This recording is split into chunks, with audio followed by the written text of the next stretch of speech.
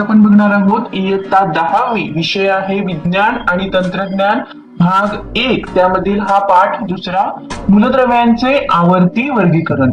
तर या धड्यामध्ये आपण हे 5 पॉइंट शिकणार आहोत। तर हा धडा खूप मोठा आहे त्यामुळे मी या धड्याचे 3 ते 4 पार्ट्स करणार आहे। तर पहिल्या पार्ट मध्ये आपण मूलद्रव्य व मूलद्रव्याचे वर्गीकरण, डोबेरायनरची त्रिके आणि न्यूलँड्सच्या अष्टकांचा नियम हे 3 जे लहान लहान मुद्दे आहेत हे 3 लहान मुद्दे आजच्या पार्ट मध्ये मी घेत आहे। त्याच्यापूर्वी इथे आपल्याला 4 प्रश्न विचारले आहेत। या प्रश्नांची उत्तरे काय देता येतील बघूयात। द्रव्यांचे प्रकार कोणते? तर द्रव्यांचे वर्गीकरण हे 3 प्रकारामध्ये केलेले आहे विद्यार्थ्यांनो। त्यामध्ये बघा मूलद्रव्ये, संयुगे आणि मिश्रणे असे द्रव्याचे वर्गीकरण हे या 3 प्रकारामध्ये केलेले आहे। त्यानंतर मूलद्रव्यांचे प्रकार कोणते? तर मूलद्रव्यांचे प्रकार आता 3 पडतात। त्यामध्ये धातू, अधातू आणि धातू सदृश्य अशा या 3 प्रकारामध्ये त्याचे वर्गीकरण केलेले आहे। त्यानंतर तिसरा प्रश्न आहे द्रव्याच्या लहानात लहान कणांना काय म्हणतात? तर याचं उत्तर अणु असे आहे। तर द्रव्याच्या लहानात लहान कणांना अणु असे म्हणतात। त्यानंतरचा चौथा प्रश्न मूलद्रव्ये व संयुगे यांच्या रेणूमध्ये काय फरक असतो? तर मूलद्रव्ये आणि संयुगे यांच्या रेणूमध्ये काय फरक असतो हा प्रश्न आहे। मूलद्रव्याचा रेणू हा 2 किंवा अधिक एकसारख्या अणूंच्या पासून बनलेला असतो, तर संयुगांचा रेणू हा वेगवेगळ्या मूलद्रव्यांच्या अणूंच्या पासून बनलेला असतो। बघा विद्यार्थ्यांनो फरक नीट समजून घ्या। मूलद्रव्यांचा रेणू जो आहे हा 2 किंवा अधिक एकसारख्या अणूंचा बनलेला असतो, तर संयुगांचा जो रेणू आहे हा वेगवेगळ्या मूलद्रव्यांच्या अणूंच्या पासून बनलेला असतो। हा या दोघांच्या मधील रेणूंचा फरक आहे। तर आता पुढचा मुद्दा बघूयात मूलद्रव्यांचे वर्गीकरण, त्याला क्लासिफिकेशन ऑफ एलिमेंट्स असं म्हटलेलं आहे। तर यापूर्वी आपण काय शिकलेलो आहोत की एका मूलद्रव्याचे सर्व अणू हे एकाच प्रकारचे असतात, म्हणजे मूलद्रव्याचे अणू त्यामध्ये असणारे अणू हे एकाच प्रकारचे असतात। आजपर्यंत आपल्याला 118 मूलद्रव्ये माहिती आहेत, म्हणजे आज तागायत आपल्याला 118 मूलद्रव्यांचा अभ्यास माहिती झालेला आहे। मात्र इसवी सन 1800च्या सुमारास फक्त 30 मूलद्रव्ये माहिती होती। जसजसा वेळ होत गेला, जसजसा कालावधीमध्ये वैज्ञानिकांनी शोध लावत गेले तसतसे मूलद्रव्यांचा अधिक शोध लागत गेला। तर या मूलद्रव्यांच्या गुणधर्माविषयी अधिक माहिती साठत गेली आणि या मूलद्रव्यांचा अभ्यास करताना तो अभ्यास सोपा व्हावा किंवा नीट समजून घेता यावा त्याच्यासाठी त्याला काही आकृतीबंध आहे का हे वैज्ञानिक तपासू लागले। सुरुवातीला काय झाले की वर्गीकरणात करत असताना मूलद्रव्याचे धातू आणि अधातू असे 2 वर्गीकरण त्याचे गट पडले। त्याच्यानंतर जसा शोध लागत गेला तसा मूलद्रव्याचा धातू सदृश्य नावाचा सुद्धा आणखीन एक वर्ग आहे असं लक्षात आले। म्हणजे सुरुवातीला जेव्हा त्यांनी वर्गीकरण केले त्यावेळेला फक्त मूलद्रव्याचे धातू आणि अधातू असे 2 गट पडले। नंतर जसा शोध लागला त्याच्यानंतर त्याचा धातू सदृश्य असा देखील एक गट लक्षात आला। मूलद्रव्ये व त्यांचे गुणधर्म याविषयीचे ज्ञान जसे वाढू लागले तसे वेगवेगळ्या वैज्ञानिकांनी वर्गीकरणाच्या इतर अनेक पद्धती शोधण्याचे प्रयत्न देखील सुरू केले।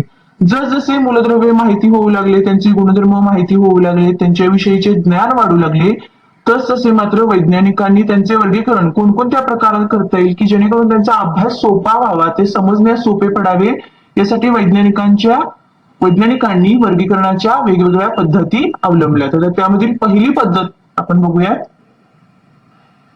ती आहे डोबेरायनरची त्रिके, त्याला डोबेरायनर्स ट्रायड्स असं म्हणतात। सन 1817 मध्ये डोबेरायनर या जर्मन वैज्ञानिकांनी मूलद्रव्याचे गुणधर्म व त्यांची अणुवस्तुमाने यात संबंध असल्याचे सुचवले। बघा डोबेरायनर्स हे जे शास्त्रज्ञ होऊन गेले यांनी जेव्हा अभ्यास केला तेव्हा त्यांच्या असं लक्षात आलं की मूलद्रव्याचे गुणधर्म आणि त्यांचे अणुवस्तुमान यात काहीतरी संबंध आहे आणि त्याच्यावरून त्यांनी एक असा निष्कर्ष काढला की एकसारखे रासायनिक गुणधर्म असणारे मूलद्रव्य घेतले आणि त्याचे 3 भाग केले किंवा त्याचे 3 असे गट केले, त्यालाच त्रिक असं नाव दिलेले आहे। एका त्रिकामधील तीन मूलद्रव्यांची मांडणी या डोबेरायनर्स या वैज्ञानिकाने अणुवस्तुमानाच्या चढत्या क्रमाने केली. आता हे तीनचे सारखेपणा असणाऱ्यांचे तीन मूलद्रव्य घेतले आणि या तिघांचे जे अणुवस्तुमान आहेत हे चढत्या क्रमाने त्याने मांडले किंवा त्याची मांडणी केली.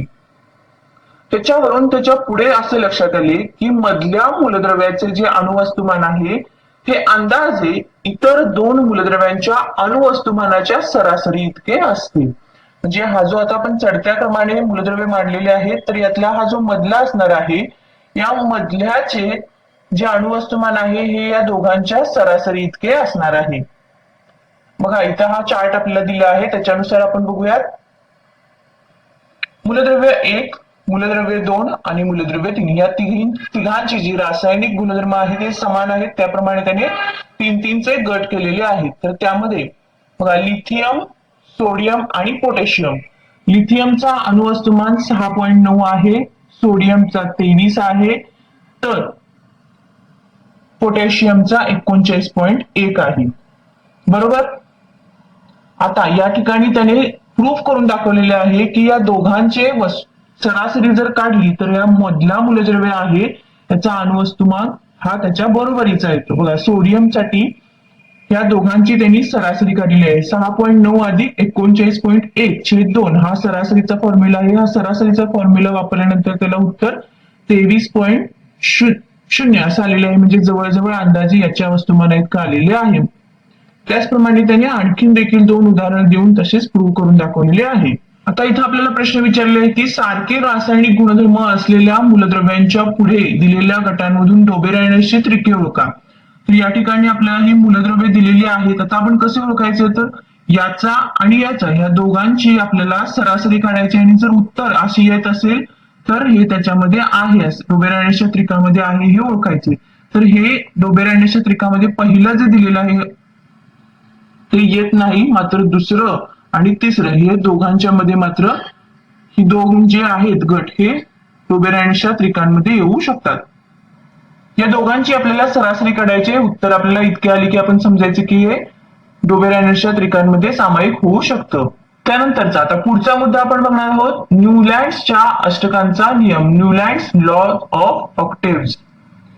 इंग्लिश वैज्ञानिक जॉन न्यूलँड्स याने एका वेगळ्या मार्गाने अणुवस्तुमानाचा सहसंबंध मूलद्रव्याच्या गुणधर्माशी जोडला. म्हणजे त्याने एक वेगळ्या प्रकार वर्गीकरणाचा बघितलेला आहे. कसा ते आता बघूया. सन 1866 मध्ये न्यूलँड्सने त्या काळी ज्ञात असलेल्या मूलद्रव्ये त्यांच्या अणुवस्तुमानाच्या चढत्या क्रमानुसार मांडली.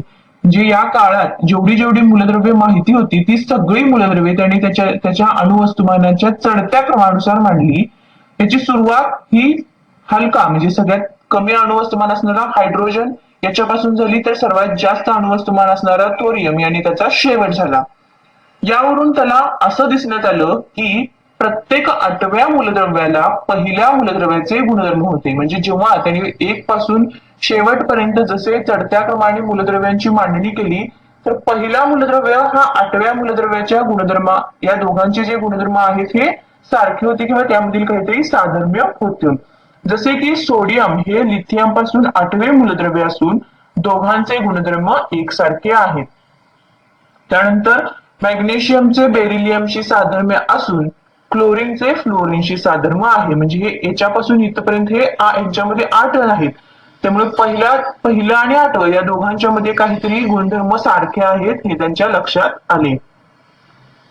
न्यूलँड्सने या सारखेपणाची तुलना संगीतातील अष्टकांशी, त्याला आपण संगीतामध्ये आपल्या सप्तक आहेत सा रे ग म प ध नी या सप्तकांशी केली. त्याने 8व्या व पहिल्या मूलद्रव्यांच्या गुणधर्मामध्ये दिसून येणाऱ्या सारखेपणालाच अष्टकांचा नियम असं म्हटलेलं आहे. अष्टकांचा नियम कशाला म्हटलेले आहे तर 8व्या आणि पहिल्या मूलद्रव्याच्या गुणधर्मामध्ये जो साधर्म्य दिसून येतो किंवा जो सारखेपणा दिसून येतो यालाच अष्टकांचा नियम असं म्हटलेलं आहे. विद्यार्थ्यांनो कदाचित तुम्हाला परीक्षेमध्ये विचारू शकतात हा प्रश्न की न्यूलँड्सच्या अष्टकांचा नियम काय आहे किंवा तो कसा आहे हे तुम्ही सांगा. तर इथं तुम्हाला माहिती आहे का असं ह्याच्या आपण थोडक्यात बघूयात. यामध्ये काय दिले आहे तर भारतीय संगीत प्रणालीमध्ये सा रे ग म प ध नी हे जे आहेत हे मुख्य 7 स्वर आहेत. यांच्या समूहाला सप्तक असे म्हणतात. सा पासून स्वरांची वारंवारता वाढत जाऊन ती नी स्वर येतो. त्यानंतर पुन्हा मूळ साच्या दुप्पट वारंवारतेचा पुन्हा वरच्या सप्तकातील सा स्वर येतो, म्हणजे त्या स्वरांची काय होते, पुनरावृत्ती होते. हे झालं भारतीय संगीत प्रणालीनुसार. तर पाश्चात्य संगीतात कसे आहे, डो रे मी फा सो ला टी हे त्यांचे ते 7 स्वर आहेत. तर याच्यानुसार यांच्यात सुद्धा या स्वरांची पुनरावृत्ती होते असे सांगितलेले आहे. त्यानुसार आता न्यूलँड्सच्या अष्टकाचा नियम कसा आहे हे आपण बघूयात. इथे वरती संगीतातील स्वर इथे आपल्याला दिलेले आहे सा रे ग म प ध नी आणि हे आहेत वरती पाश्चात्य संगीतातील स्वर. तर मूलद्रव्य दिलेले आहेत. पहिला दिलेला आहे हायड्रोजन, तर इकडे 8 नंबरला दिलेला आहे ऑक्सिजन, म्हणजे याचा आणि याचा या दोघांचे गुणधर्म हे समान आहेत. त्यानंतर फ्लोरीन आणि सल्फर या दोघांचे सुद्धा गुणधर्म समान आहेत असं सांगितलेले आहे. तसेच क्लोरीन आणि Fe म्हणजे याला आपण आयन असं म्हणतो, या दोघांचे गुणधर्म जे आहेत हे समान आहेत. त्यानंतर कोबाल्ट व निकेल तसेच Fe म्हणजे याला आपण सेलेनियम असं म्हटलेलं आहे, यांचे जे गुणधर्म आहेत हे समान आहेत. परंतु आता न्यूलँड्सने हा जो नियम काढलेला आहे किंवा हे अशा प्रकारे जे वर्गीकरण केलेले आहेत यामध्ये सुद्धा काही ड्रॉबॅक्स आढळून आलेले आहेत. तर ते कसे आहेत की हा जो नियम आहे हा नियम फक्त कॅल्शियम पर्यंतच लागू होतो. न्यूलँड्सने काय केले तर हे जे सर्व माहिती असलेले मूलद्रव्य होते ते 7/8 असा जो रकाना आहे या रकान्यामध्ये तब्बल त्याने 56 मूलद्रव्ये बसवलेली आहेत. ज्ञात असलेल्या सर्व मूलद्रव्यांना तक्त्यात सामावून घेण्यासाठी न्यूलँड्सने काही जागांवरती 2-2 मूलद्रव्ये सुद्धा बसवलेली आहेत. उदाहरणार्थ कोबाल्ट आणि निकेल इथे दिलेले आहे बघा, याचं उदाहरण कोबाल्ट आणि निकेल, तसेच सिझियम आणि लॅथियम सी व एल यांना सिझियम व लॅथियम. याशिवाय त्याने काही भिन्न गुणधर्माची मूलद्रव्ये अष्टकातील एकाच स्वराखाली ठेवली. ते तर कसे उदाहरण बघूयात. कोबाल्ट आणि निकेल या धातूंना न्यूलँड्सने डो या स्वराखाली क्लोरीन आणि ब्रोमिन या हॅलोजन बरोबर ठेवले. इथे बघूयात आता आपण वरती डो म्हणजे त्याला आपण सा हा स्वर म्हणूयात. तर कोबाल्ट आणि निकेल हे क्लोरीन आणि ब्रोमिन यांच्या स्वराखाली यांच्यामध्ये बसवलेलं आहे. तर याच्या उलट कोबाल्ट आणि निकेल याच्याशी साधर्म्य असलेला Fe म्हणजे हा जो आयन आहे ला त्याच्यापासून लांब ओ व यस या अधातूंच्या टी या स्वराखाली ठेवलेले आहे. तर याचा आणि याचा हा गुणधर्म समान आहे, परंतु किंवा त्यांच्यामध्ये साधर्म्य आहे, परंतु हा जो आहे हा या स्वरामध्ये बसवलेला आहे. तर Fe हा जो आहे हा ओ आणि यस या टी या स्वराखाली बसवलेला आहे. त्याचबरोबर जे नवीन शोध लावलेले मूलद्रव्य आहेत, हे नवीन शोध लावलेल्या मूलद्रव्यांना मात्र न्यूलँड्सच्या अष्टकामध्ये कोणत्याही प्रकारची सामावून घेण्याची तरतूद केलेली नाही. नंतरच्या काळात शोध लागलेल्या नव्या मूलद्रव्याचे गुणधर्म हे न्यूलँडच्या अष्टकाच्या नियमात बसलेले नाहीत. हा झाला न्यूलँड्सचा अष्टकांचा नियम.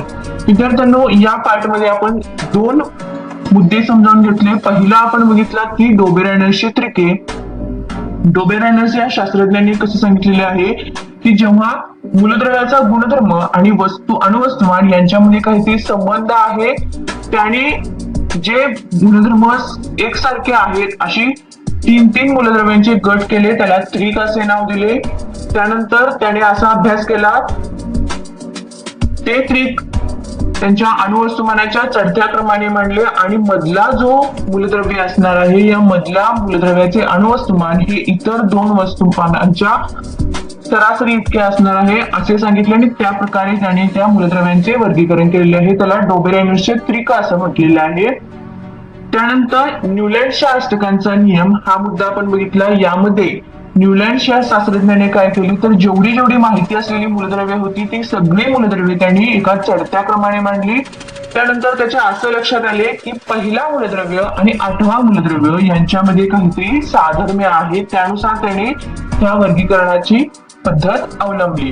त्यामध्ये काही त्रुटी देखील आढळल्या. तर विद्यार्थ्यांनो, या पार्टमध्ये आपण हे 2 मुद्दे समजून घेतलेले आहेत. तुम्हाला हा व्हिडिओ आवडला असेल किंवा हे दोन्ही मुद्दे समजले असतील तर या व्हिडिओला तुम्ही नक्की लाईक करा, चॅनलला सबस्क्राईब करण्यास विसरू नका. थँक्यू.